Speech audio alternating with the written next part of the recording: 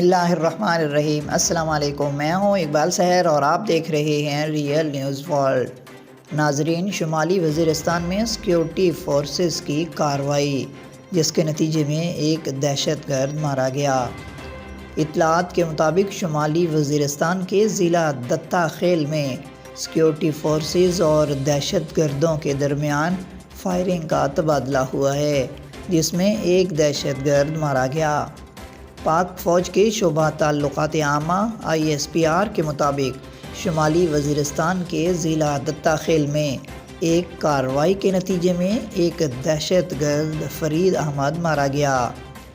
ISPR کے مطابق ہلاک دہشت گرد سے اسلحہ اور گولہ بارود بھی برآمد ہوا ہے۔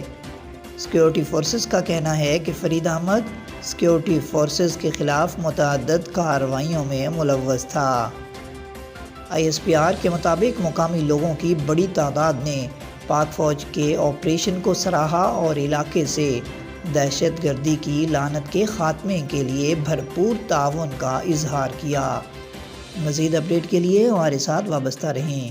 اگر آپ نے ہمارے چینل کو سبسکرائب نہیں کیا تو کر دیجئے اور بیل آئیکن کو پریس کرنا مت بھولیے تاکہ ہماری نئی ویڈیو کا نوٹیفیکیشن بر وقت آپ تک پہنچ سکے۔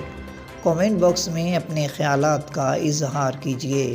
اسلام زندہ باد، پاکستان پائندہ باد۔